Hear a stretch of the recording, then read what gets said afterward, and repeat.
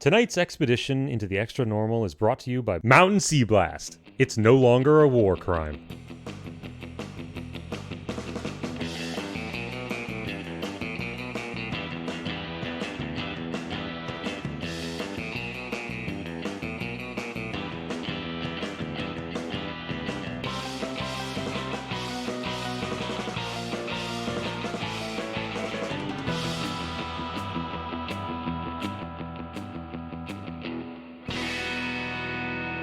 You've just left the hardware store. What are you going to do? Well, gentlemen, it seems to me that if we're going to get anywhere and potentially retrieve Ebbs's boat, we're going to have to return up the mountain. We seem to have procured the best armaments that we can, although it may be worth our while to try a diplomatic approach at this point. Yeah, bro. Like, I ain't trying to fight no more, because, they got sharp clawy things and bitey teeths, and yeah, I got a shield here, It's not me, bro. Well, best we can do at this point is try and see what happens. We shall demand an audience and see it returned forthwith. Well, hey, man, speaking of demanding an audience, who are we demanding an audience with? That is a good question. It may be the first good question you've ever asked. I believe they will be known as the Convention. The Convention? What gives you that idea? Well, it is what I was told. From the hardware store guy. Yes, his name is Merle. Well, I guess if there was a convention in town, people would be talking about it. Is there a convention center?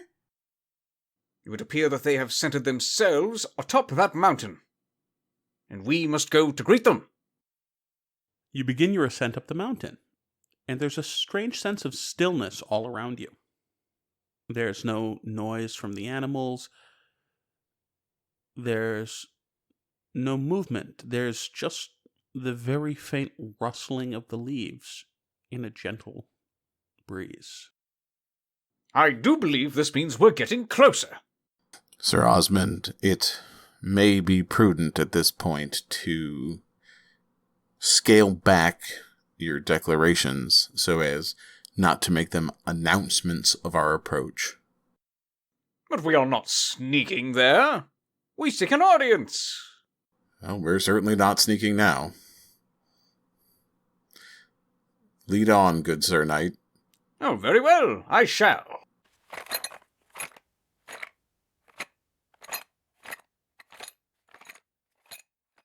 So, should we sing a song? Or, wait, is it dark out? It is right about sunset. All right, take a couple glow sticks out just in case. And then I crack one. Cracked a glow stick. Oh, thanks, man. Cool. Now I can see. All right. Ebbs. Yo. Osmond. Yes. It may be worthwhile to determine if we gain our audience. Who will do the talking? If we're looking for people in the woods and we want to start a convention, I'm going to set up a campsite right here. And I set up a campsite. Put some rocks in a circle and some branches inside of the circle of rocks and a couple of logs around the circle. Then I light a fire. Very shortly thereafter, you do have the sensation that you are being watched. Awesome, man. Because, that means there's somebody nearby. And if that means there's somebody nearby, then hey, man, come on out of the woods. We're just all pals out here, brah. I take out some beef jerky and wiggle it at the woods. A moment or two later, somebody steps out of the woods. It's a slightly heavyset guy wearing flannel with a big bushy beard. He's got a big walking stick and a rucksack.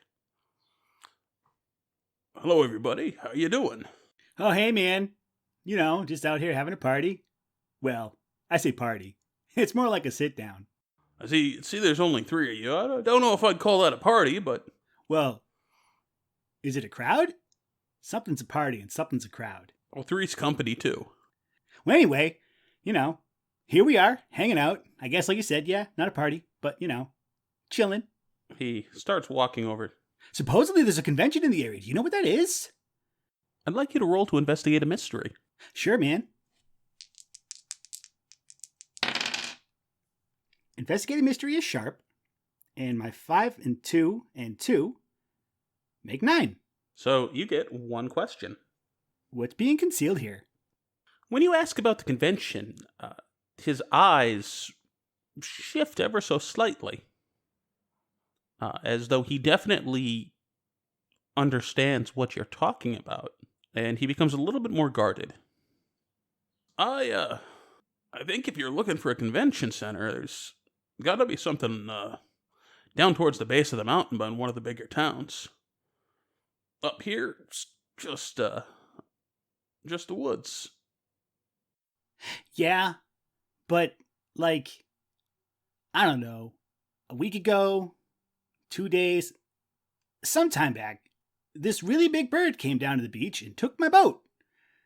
And my buddies over here were like, we should totes get your boat back, man. And I'm like, no, I'll just buy a new boat. But then they were like, but there was a dude in the boat. We should help the dude out too. I'm like, that's a thing.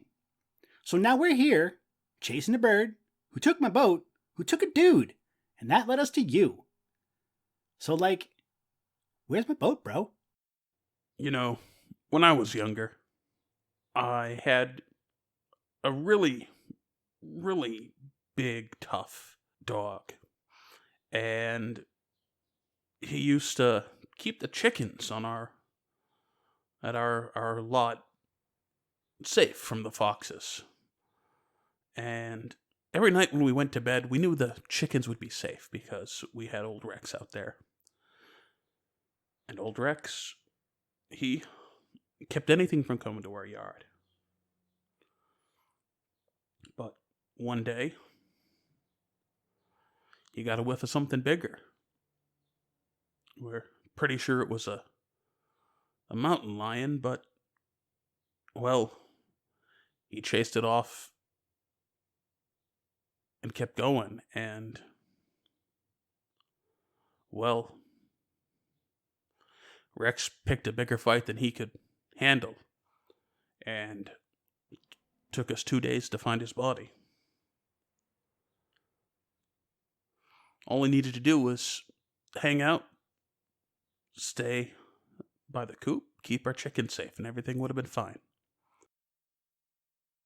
It's an interesting story, son, but let me tell you a story.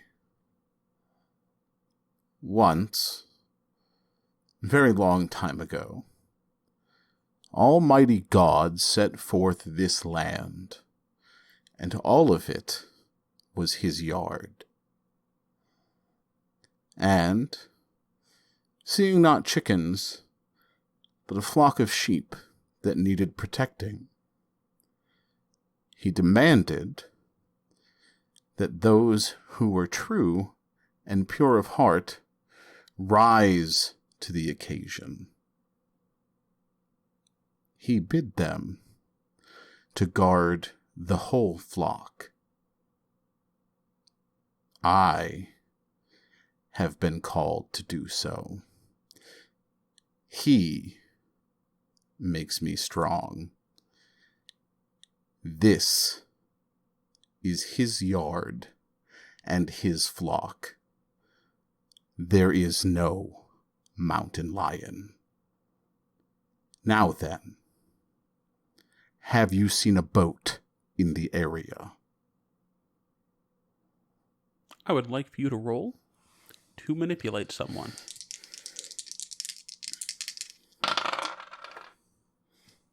Okay, that is going to be a 4 and a 2, which makes 6. Now, plus my tough, thanks to the last feat I picked up on my level, of 2, that'll be an 8. So you stand up tall and firm and stare him down with the faith behind your words. And he takes a half a step back. Believe me, I don't want confrontation. I believe we can just as easily settle any and all confrontations with words. But rest assured, I am not leaving this mountain without a boat, without ensuring that the man who is inside the boat is well. Those are my conditions. Well, I have to warn you. There are things on this mountain older than your religion. Well, look, man. It sounds to me like even though your dog Rex did run off and have to be found 2 days later, he was still protecting. And using that as the analogy, just because there's something big and bad out there doesn't mean the dude that was in my boat doesn't need protecting. Father O'Malley here looks like he needs to do some protecting. So if you could just point us to the convention, I'm going to give you a high five and leave you this jerky. He turns around, and as he begins walking into the woods, a path opens before him. The plants and undergrowth just move to the side, and what was once impassably dense growth is now as clear a path as you've seen on the mountain. Shall we, gentlemen? All right, high five. Here's your jerky. You're not going to leave that burning, are you? What? No, it's a bunch of glow sticks. I'm sorry, I said start a fire, but I had a whole bunch of glow sticks, and I threw them down there and said, look, I started a fire. I take my glow sticks with me. He shakes his head and continues leading the way. The path opens into a large clearing atop the peak of the mountain. There are maybe half a dozen tents of various varieties, different makes, from a wooden frame covered by tanned hides to a very sophisticated, fancy-looking, modern 4-room tent with an electrical generator outside of it. Several people do notice you as you emerge from the woods. There are a couple of what look to be hipster campers at the tent nearest you as you emerge. In the center of this clearing is the hull of the Ebbs and Flow. That was the name of your boat, right? It was, man. Yeah. Is the Pigeon Man in evidence? I'm sorry, the Seagull Man. Roll to investigate a mystery. All right. So a 5 plus a 1 plus 0. Oh, no, plus 1, sorry, is 7. Right? 5, 1 is 6, plus 1 is 7. Maybe math isn't that hard after all. I've been learning from Ebbs. Yeah, man. Just make sure you add the extra 1 at the end. Then it becomes 2. You get a hold 1. What is being concealed here? Every now and then, the light shining down from the full moon is briefly interrupted by a shadow. When you look up, that giant condor is circling this summit. You believe you see on the silhouette of the bird as it flies past the moon that it is carrying some sort of wicker cage. Oh, no. I'm going to try to catch Sir Osmond's eye and just look up to indicate there's something going on in the sky without drawing too much attention to it. That's subtlety I'm so infamous for asking for. I will take note and look up. I think we're getting closer to what we came for. Yeah, man, my boat's right there. You certainly have me there, Ebbs. And I run over to it. Hey, what's up, boaty boat? As soon as you break into a sprint, the camp jumps into action. There are several armed guards who leap out from the tents nearest to the hull of the boat. They're wearing fairly modern hiker's gear, but they are carrying spears that look as though they were carved from wood and have stone heads strapped in with vines. The condor cries out, and everyone is getting ready to make a move. Well, man, I stopped in my tracks then, bro. Whoa. What's with the weapons, dudes? You took my boat, and I'm here to say hi to it, and you're pulling spears on me. Not okay. And I point my finger at each one of them as I say those words. As you point your finger, they dodge as though they were expecting something to happen. I look at my finger pistols, and I put them in my pockets. At this point, I will step around Ebbs into the center of view for everyone that I can get to view me, with my hands raised. Good folks, my name is Father Donald O'Malley. I am a man of faith. My companions here mean no harm or intrusion.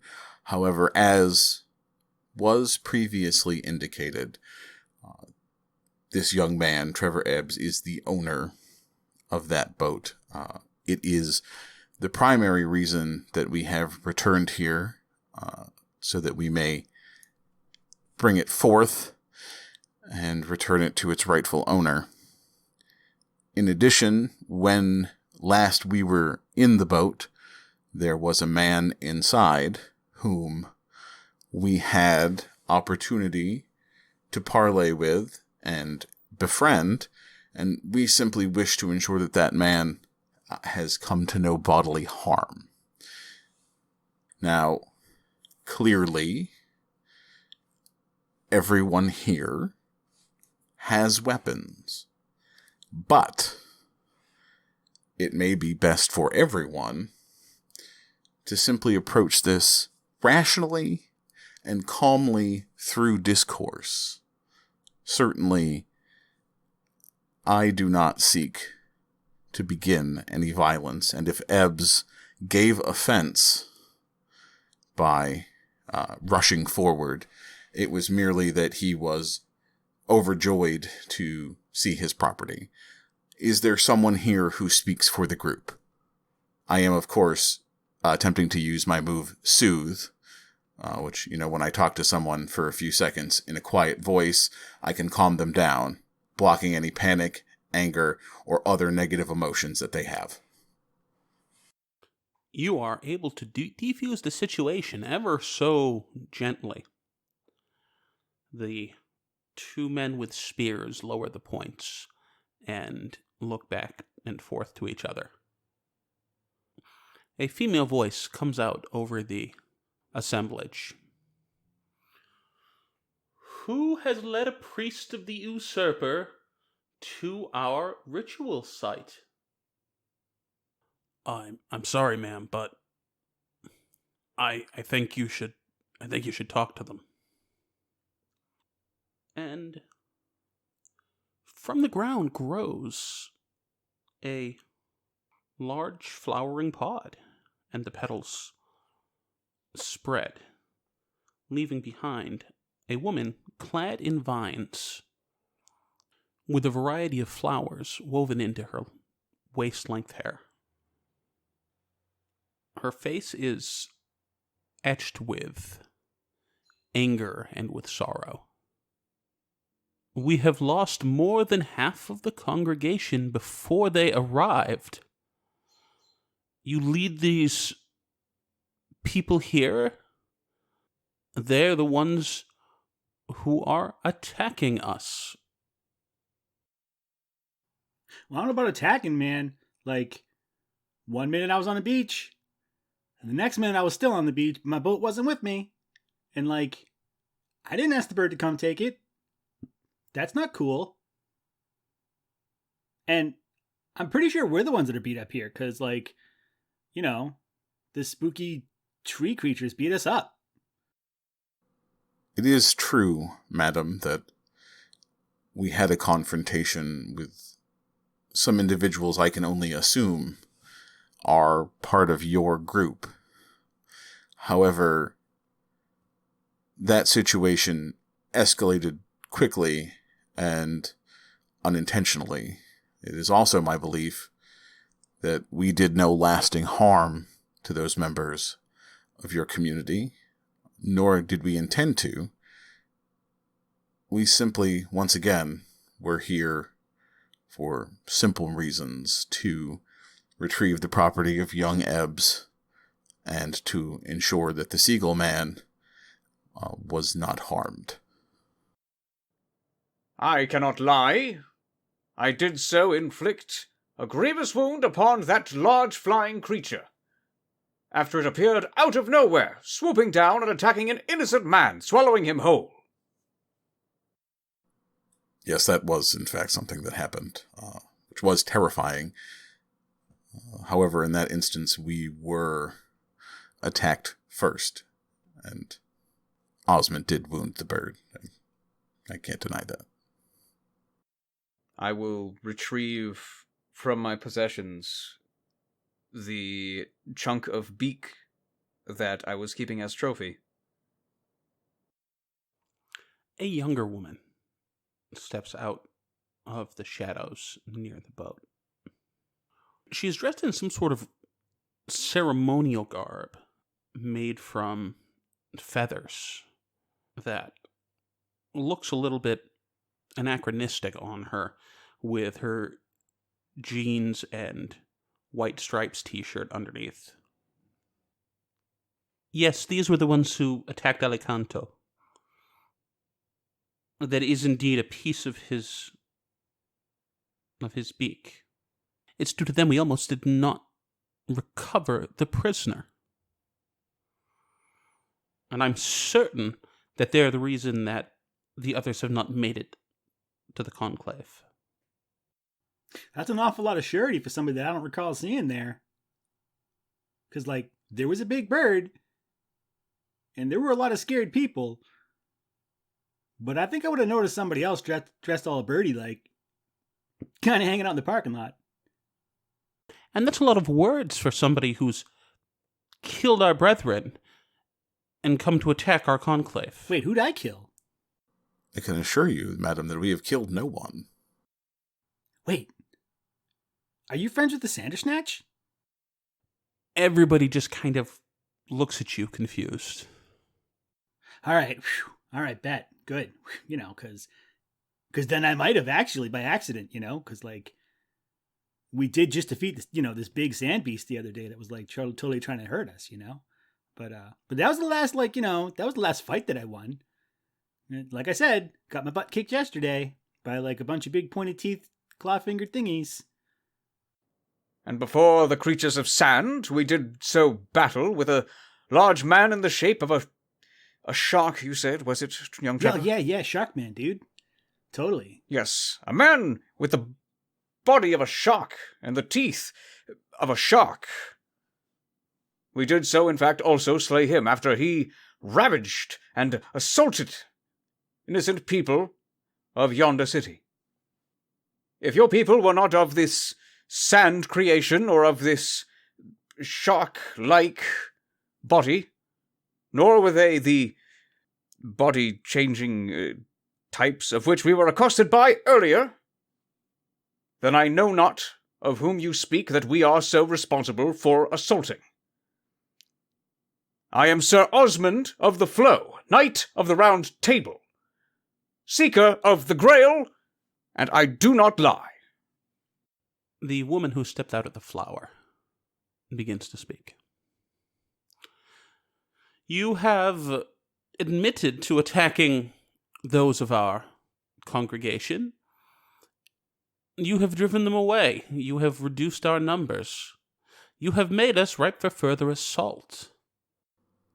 Madam, though we did battle the two creatures, individuals, they broke off our combat when they heard a whistle. They headed in the direction of the whistle. I believe that may have come from this location. I can guarantee you that they were alive when last we saw them. These are the words of someone who is just trying to shift the blame. Maybe they weren't the ones who struck any decisive blows, but they, and whoever is working with them, can't be allowed here.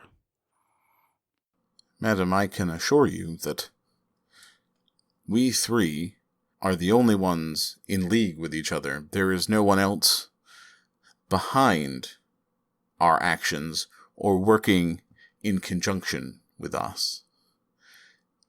In fact, several times. Then when we deal with the three of you, there's nothing more to worry about. Alicanto!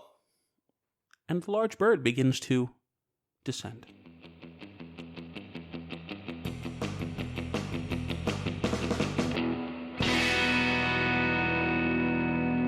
Hey folks, welcome to the middle of episode 11. Thanks for still being here. Yes, thank you very much. We have made it to 11 episodes, and 11 is more than 10.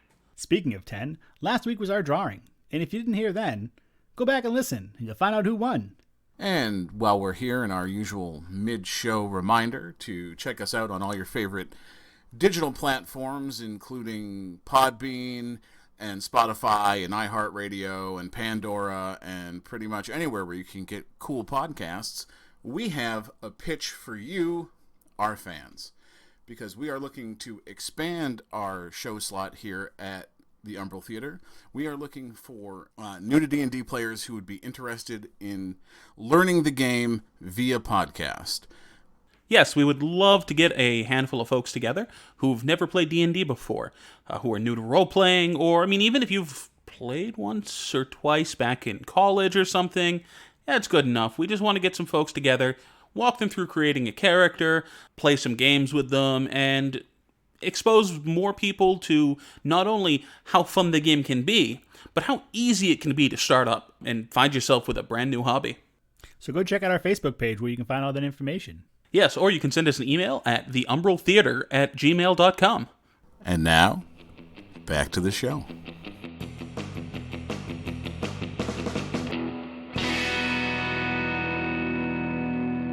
The giant bird begins to descend at a rapid pace. And the first thing immediately noticeable about it, besides its enormous size, is the way that the moonlight glints off of its feathers. This bird has some kind of a metallic sheen to it. I get inside the boat. I assume that it did not have the metallic sheen when we fought it in the grocery store parking lot? That is correct. All right. As it's descending, I will pull out my flaming broadsword from my gym bag. I will keep my shield ready, but noticing the suddenly new metallic features of it, I'm looking specifically at the part of the beak that I broke off earlier to see if that damage is still there. Roll to investigate a mystery. Oh, okay. With a 3 and a 2, plus my sharp of 1, I get a grand total of 6.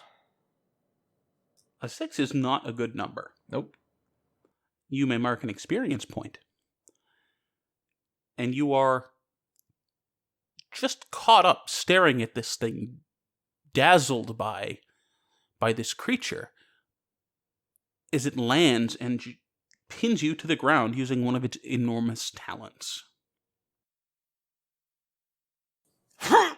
I take out my rope from earlier and lasso the bird's neck. Roll to act under pressure.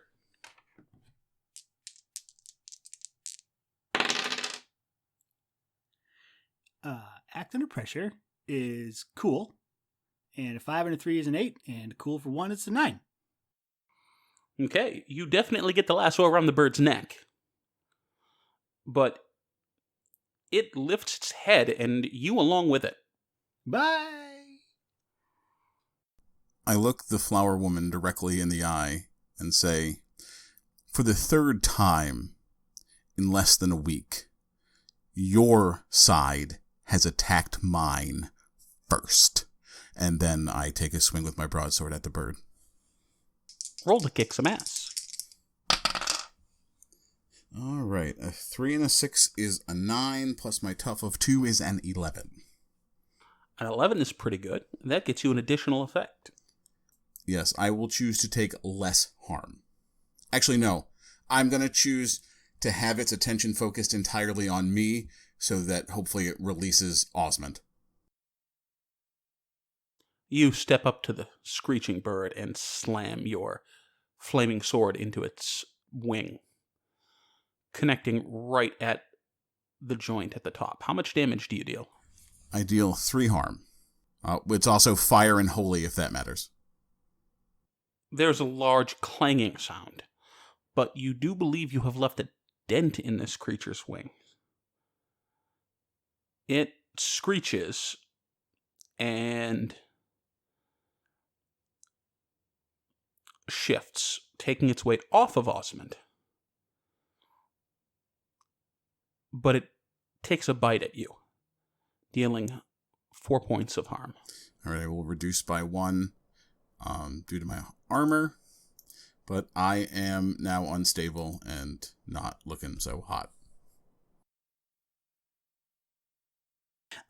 When I land on the other side, I take my rope and tie it off to a tree.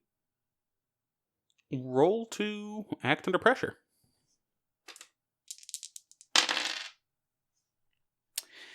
Well, that is a 3 and a 1, plus my 1 for cool for a 5. But because I don't want my dude getting beat up, I'm going to spend a point of luck and just get it done. You swiftly dive around a very large tree and tie this off. The Alicanto lunges forward and tries to bite Father O'Malley again, but stops inches short because of the rope. I would like to use that opportunity as it's snapping at Father O'Malley to confirm my earlier suspicion as to whether or not that damage to the beak is still there. Roll to investigate a mystery. Better this time. A 4 and a 3 is 7, plus my 1 for a total of 8. With an 8, you get to hold 1 and ask 1 question. What happened here? There is definitely a large chunk missing out of this thing's beak.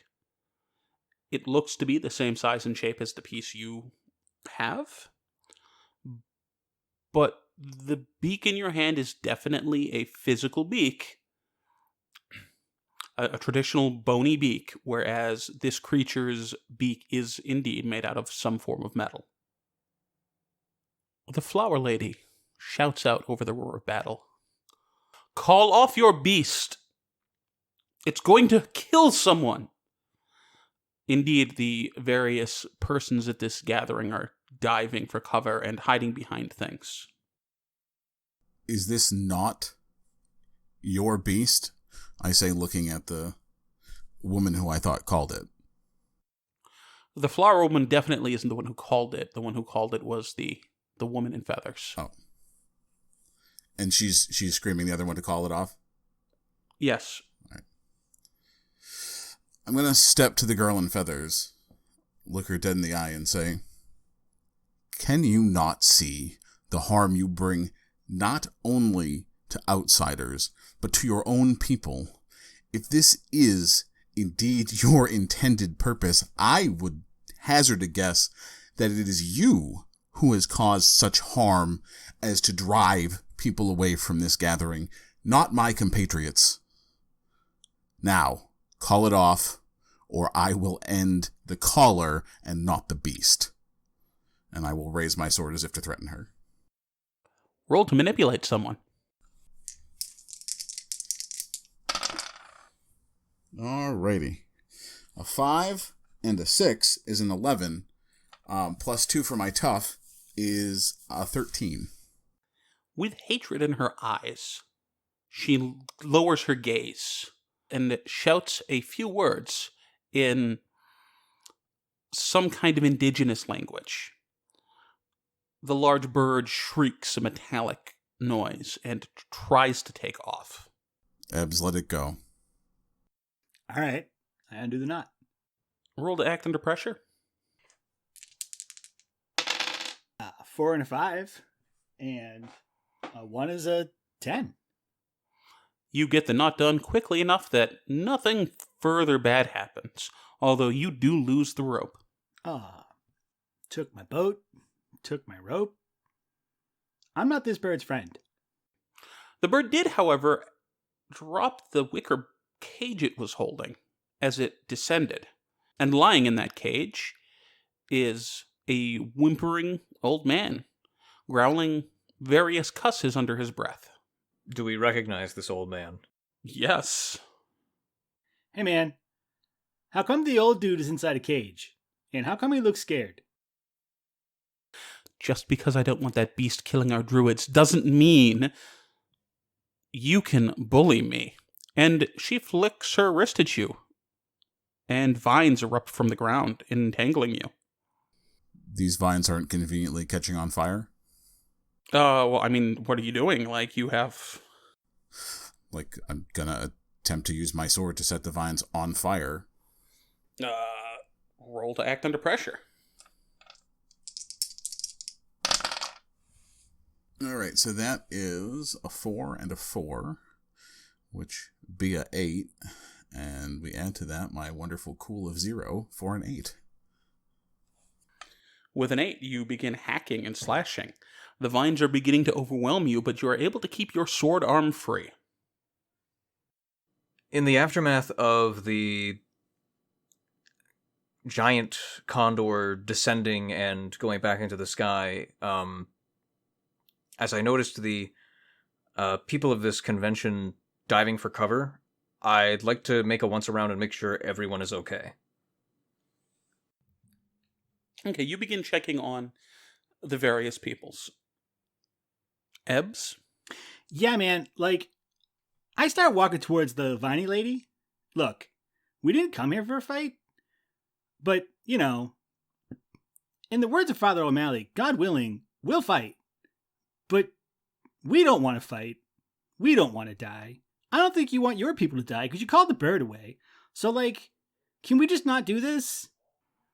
Roll to manipulate someone. Sure, man.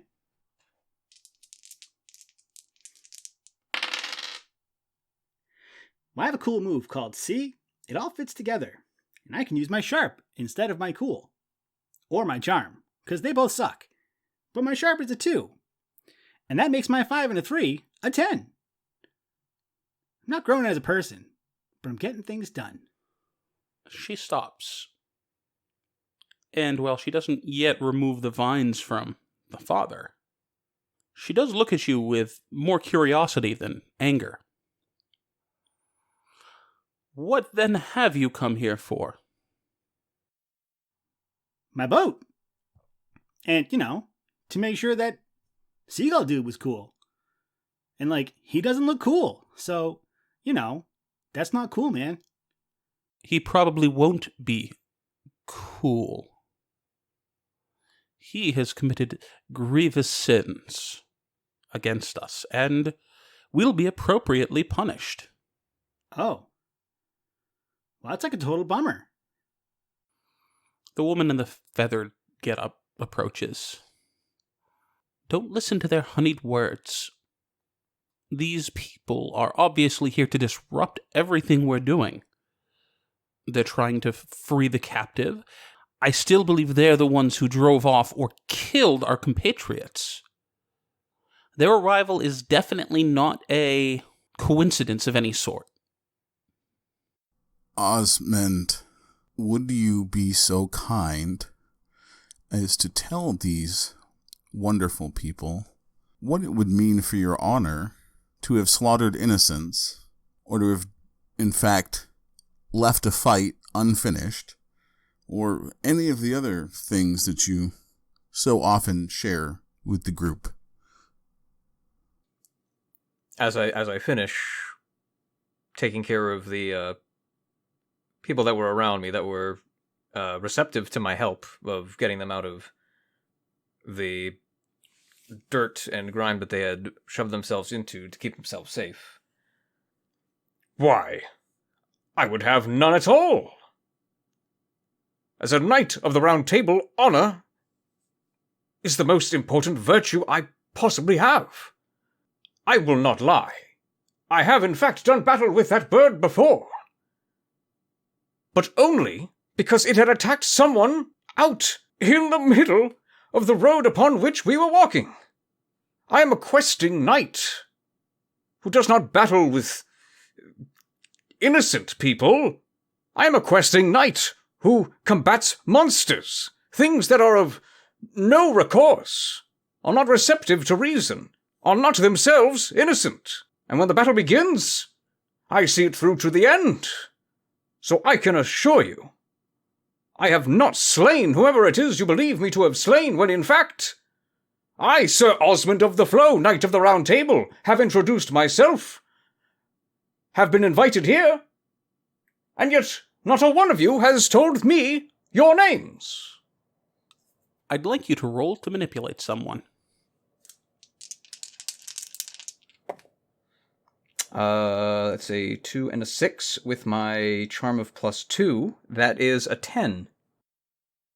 The woman in vines looks at you and her eyes open in recognition.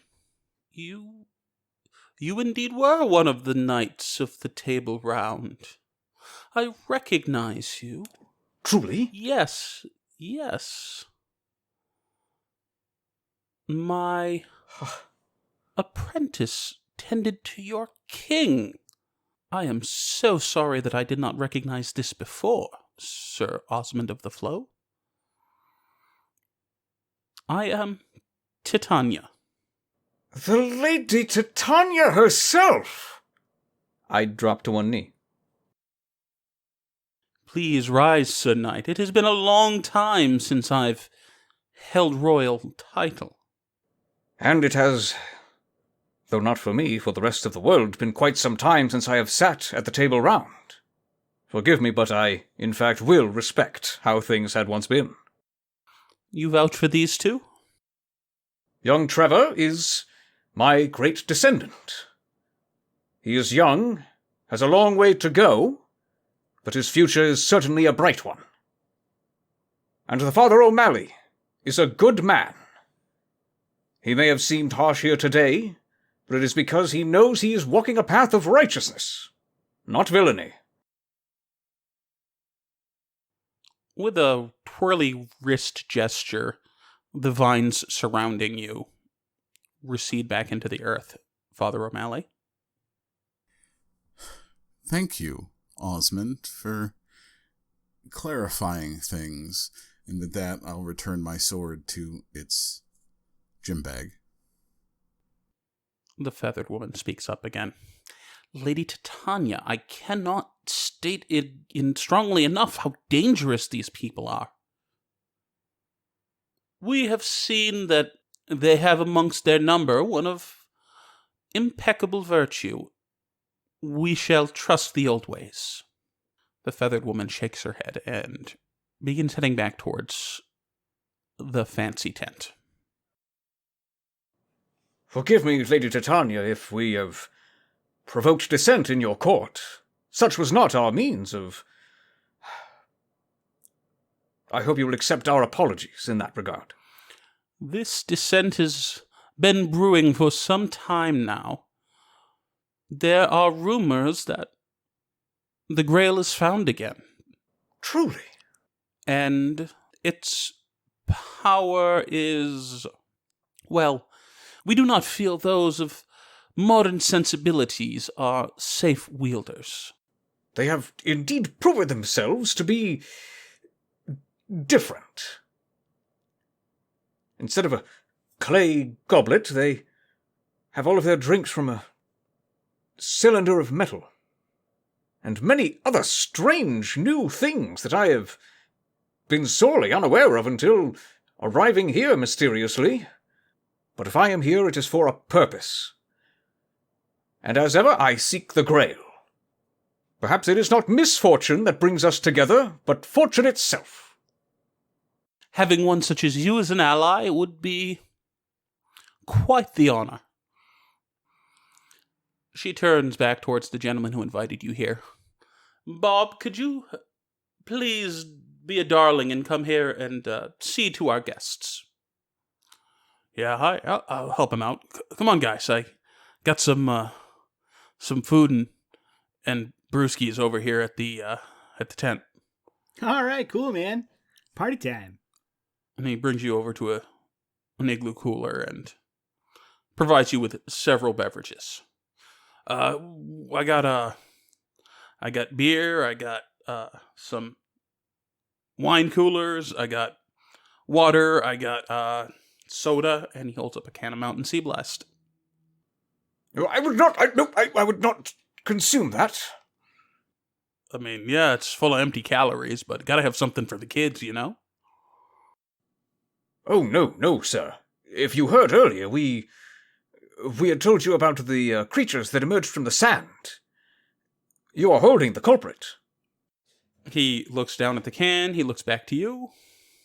And the shark dude. Okay, I'll get you a beer. And he puts it back into the cooler and hands you light beer. So, like, hey, man, what's going on with the seagull dude? Well, he was sent out here to do some research, to find information on the Grail. But since the last time we saw him, he's lost his mind. He started attacking people with his birds. He's become violent. And we can't have people like that on the payroll, if you get my drift. While I understand your need for non-violence or anonymity, I can tell you that when we encountered this man, other than what appeared to be a desire to be alone, he did not present any direct harm. He even returned Sir Osmond to us after he was captured, and we did have parley with him over a pie, and while certainly not the most approachable of fellows, he did seem somewhat in his right minds. Is it possible that whatever happened was what we would say in these modern times a frame job? Well, that's what this here trial's to find out. He's going to answer for his crimes, and Titania will decide whether or not he'll be returning to the Earth. If I am to understand, the purpose of this trial is to determine the guilt in murder. It's not the worst thing to kill someone. Corruption, though. Corruption doesn't fade. If that evil gets inside you, if it starts turning who you are, well, you're gonna make more and more mistakes. You can't be trusted to keep going around with the powers that we wield. To be sure, evil is a cursed thing that should and must be stamped out at all costs. But what if, as my good friend, Father O'Malley here says, is true? And the evil that is within him was not put there by himself. Well, if it's eaten him to his core, there's nothing we can do. And if it wasn't him who put it there, well, we're in a whole lot of trouble.